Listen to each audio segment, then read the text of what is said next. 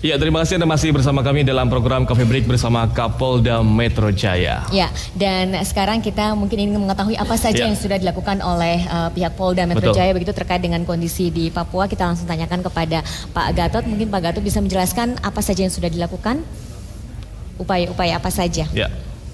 Terima kasih. Tentunya yang pertama kita ingin menyampaikan puji syukur kepada Allah Subhanahu Wa Taala, Tuhan yang Maha Esa.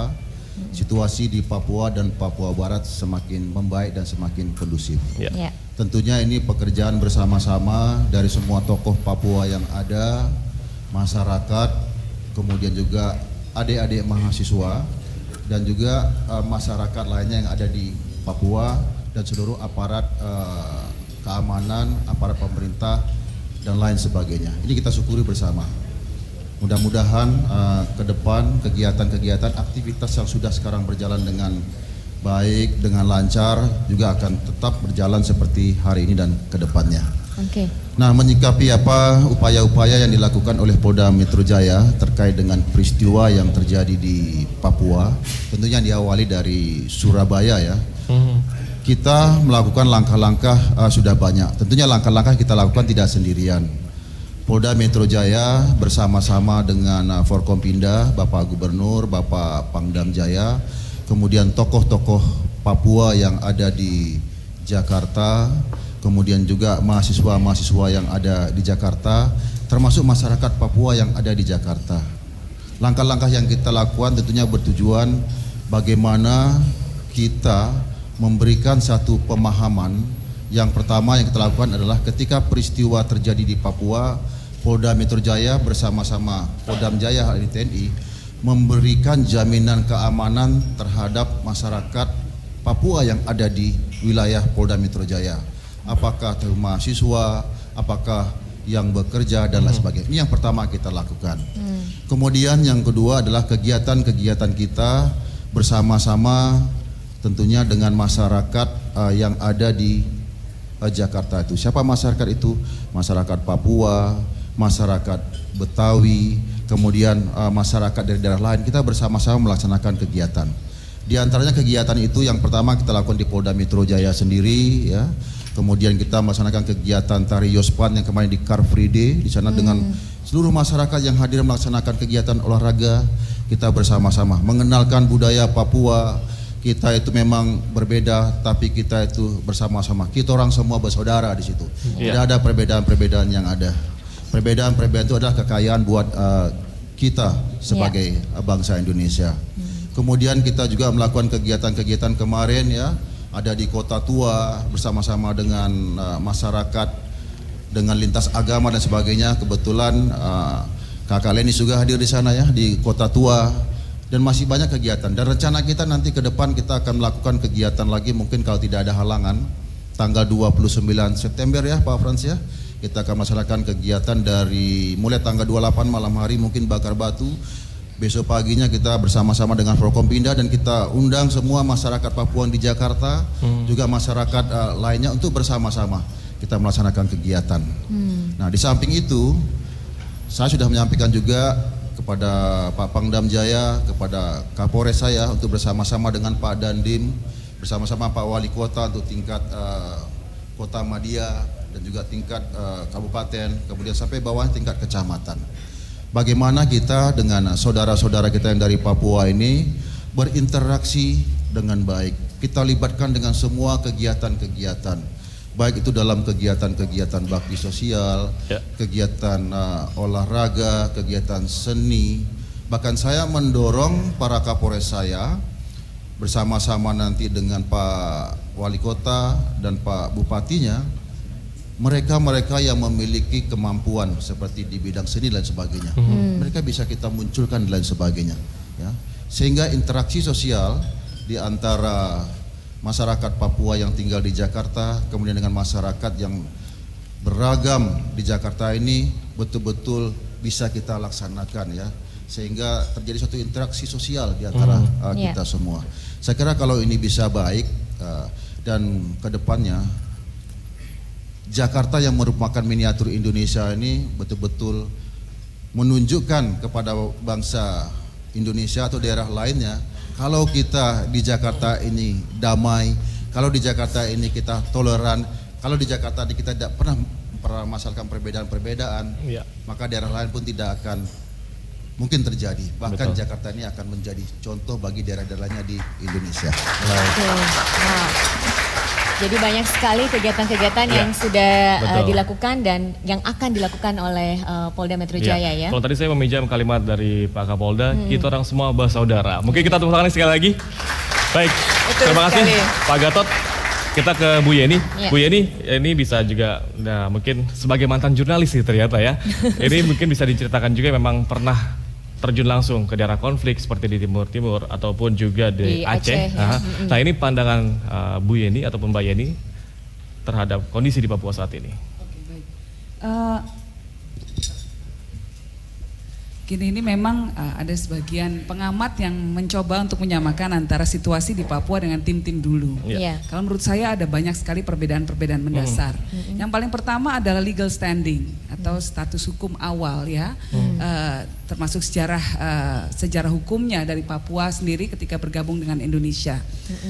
Perbedaan mendasar adalah bahwa Timur Timur dulu itu tidak masuk, itu masuk dalam yang namanya ada PBB itu punya list.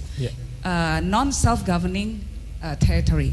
Jadi teritori yang dianggap harus belum punya kemampuan ya. Nah, Papua tidak masuk itu. Sehingga ketika Papua tidak masuk dalam non self governing territory PBB, menjadi beda treatmentnya di PBB dibandingkan dengan Timur Timur. Nah, yang kedua, Papua sendiri kalau kita melihat saat ini dianggap memang sudah menjadi bagian dari Indonesia lewat New York Agreement, lewat PEPERA dan lain sebagainya. Itu proses politik yang sudah diakui oleh PBB. Nah, walaupun bahwa ini coba disangkal oleh beberapa kelompok Papua Merdeka, namun kenyataan ini tidak bisa disangkal karena apa? Ini membuat sikap dari banyak negara menjadi sangat berbeda dalam menyikapi Papua. Ya, salah satunya adalah hampir tidak ada, cuma satu negara yang mendukung kemerdekaan Papua. Walaupun bahkan tidak mendukung kemerdekaan Papua, hanya mendukung referendum, yaitu Vanuatu. Yang lainnya tidak ada. Bahkan negara-negara Kepulauan Pasifik lainnya juga tidak ada yang mendukung referendum untuk Papua dan cenderung atau bahkan secara eksplisit mengatakan bahwa mereka menghormati integritas teritori Indonesia. Nah, dari celah hukum sudah tertutup bagi Papua untuk mendapatkan kesempatan melakukan referendum lagi. Dalam sejarah dunia, international relations gitu ya, hubungan internasional dunia, jarang sekali ada, bahkan tidak ada dalam sejarah dunia sebuah komunitas mendapatkan hak untuk melakukan referendum lagi. Nah, fakta ini harus dimengerti oleh kita semua. Supaya apa? Supaya kita bisa berpikir realistis, ke depan ini kita harus melakukan apa. Jangan kita memberi PHP, ya, memberi harapan palsu kepada teman-teman Papua, berpikir bahwa proses referendum bisa terjadi dan akan diakui oleh dunia internasional. Ini celahnya agak tertutup. Nah, tapi kalau masih dikipas, akhirnya dia meminta ada referendum, meminta kemerdekaan walaupun agak sulit. Tapi di sisi lain kemudian tidak berpikir untuk mencari solusi yang jauh lebih realistis, solusi yang lebih baik bagi semua, dan ini tentu semua kita mendukung. Ada persoalan-persoalan mendasar yang memang masih ada di Papua. Salah satunya adalah persoalan lingkaran kekerasan, ya, lingkaran kekerasan yang membelenggu Papua. Ini harus kita akui. Dan ini perjalanan sejarah bangsa kita. Ini tidak hanya terjadi di Papua, tapi banyak terjadi di daerah-daerah lainnya. Nah, tetapi tingkat kekerasannya, lingkaran kekerasan ini tidak hanya dilakukan, kalau sebagian orang menganggap kan bahwa hanya dilakukan oleh aparat keamanan saja. Ada sebuah survei yang dilakukan oleh Lowy Institute gitu ya, mengatakan bahwa kekerasan di Papua itu justru lebih banyak dilakukan oleh OPM. Nah, jadi ada 3 macam kekerasan yang terjadi di Papua dan ini harus di stop. Kalau kita ingin ada solusi yang bermartabat bagi warga Papua. Yang pertama, tingkat kekerasan dilakukan oleh aparat dari dulu sampai mungkin sekarang ekses ya. Yang kedua yang dilakukan oleh OPM. Yang ketiga antara sesama anggota masyarakat sendiri. suku-suku yang ada di Papua juga masih sering terlibat konflik. Dan ini juga perbedaan yang agak berbeda dari tim-tim ya. Kalau tim-tim itu masyarakatnya cenderung kohesif. Bahasanya satu, bahasa Tetum. Kalau Papua ada 7 kelompok adat besar, kalau nggak salah Pak Lenis ya, lalu sekitar 270 suku yang mempunyai bahasa dan dialek yang berbeda-beda. Sehingga mereka juga berbicara satu sama lain dengan menggunakan bahasa Indonesia. Jadi berbeda sekali, landscape kulturalnya juga sangat berbeda. Nah, kita harus mencari solusinya, solusi yang bermartabat buat teman-teman Papua. Kesenjangan pembangunan harus kita segera penuhi. Persoalan kesejahteraan harus kita penuhi. Anak-anak Papua beri lebih banyak lagi kebijakan-kebijakan afirmasi sehingga mereka bangga menjadi bangsa Indonesia. Dan ketika itu dilakukan, kita melihat banyak sekali anak-anak Papua yang berprestasi.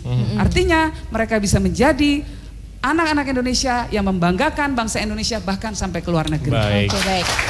Jadi bisa dikatakan di sini memang kondisinya sangat berbeda ketika di Timur-Timur ya, dan juga seperti Mbak Yeni tadi katakan harus dikomunikasikan agar mendapatkan solusi yang terbaik bagi seluruh bangsa Indonesia. Tapi ada wacana kan Bu Yeni ya bahwa Istana Presiden akan ada dibangun di Papua begitu ya. Nah ini apakah ini menurut Mbak Yeni bisa menyelesaikan masalah begitu? Menurut saya ada persoalan-persoalan mendasar kita penuhi dulu. Mungkin istana itu, pembangunan istana kita bisa jadikan prioritas kedua ya. Prioritas pertama adalah mempercepat pembangunan Papua, mempercepat pelayanan masyarakat yang sampai ke pedalaman-pedalaman, lalu mengubah interaksi antara Indonesia dengan Papua, bukan lagi wajahnya harus lebih humanis lagi. Ya. Antara lain misalnya yang kita kirim ke pedalaman adalah wajah-wajah dokter, wajah-wajah guru, wajah-wajah yang betul-betul memberikan pelayanan ya. Lalu kemudian kita perlu, menurut saya yang harus didorong adalah dialog. Dialog yang jujur. Dialog yang jujur antara pusat dengan Papua, itu yang pertama, antara teman-teman Papua sendiri. Karena terus terang ketika Jakarta ingin mengajak orang Papua untuk berdialog, kadang-kadang bingung Jakartanya, siapa yang mewakili Papua? Terlalu banyak tokoh, terlalu banyak tokoh. Diundang yang ini kayak kemarin diundang presiden, yang ini marah. Diundang yang itu, yang ini marah. Papua sendiri harus mengerti apa yang mereka inginkan, tetapi tentu dalam kerangka tadi itu, kerangka NKRI, karena tidak ada lagi pintu secara legal untuk referendum. Nah, saya ingin bicara sedikit saja tentang bendera bintang kejora. Ini juga harus, ini kita harus satu kata, satu titik temu antara persepsi Indonesia sendiri, pemerintah pusat, dan Papua sendiri tentang bendera bintang kejora. Dari kita masih banyak yang mengatakan bahwa bendera bintang kejora ini bendera untuk OPM, bendera politik dan lain sebagainya. Otsus pasal 2 itu sebenarnya mengatakan bahwa Papua boleh memiliki bendera kulturalnya sebagai sebuah ekspresi kultural, ekspresi harga diri, ekspresi martabatnya. Asal niatnya adalah dikibarkan sebagai bentuk ekspresi kebudayaan, bukan ekspresi politik. Dalam hal ini agak mirip dengan bendera tauhid, ya. Bendera tauhid itu ketika dipakai dalam kerangka agama, la ilaha illallah dipakai dalam kerangka agama untuk membawa orang mau dikuburkan, misalnya ditaruh di atas keranda, tidak ada masalah. Tetapi ketika dikibarkan dalam rangka mencanangkan kemerdekaan, ketika ingin mengubah dasar negara kita, ingin mengubah sistem bernegara kita, maka dia menjadi ekspresi politik. Ini yang tidak boleh. Bendera bintang kejora boleh saja kalau cuma sekedar ekspresi kebudayaan. Begitu ekspresi politik maka dia akan berhadapan dengan aparat negara. Ini juga yang harus disadari oleh teman-teman kita Papua, terutama yang masih muda-muda. Oke, baik. Terima kasih banyak Mbak Yeni. Dan pemirsa, kami akan kembali usaha jeda berikut ini. Tetaplah bersama kami dalam program Coffee Break bersama Kapolda Metro Jaya.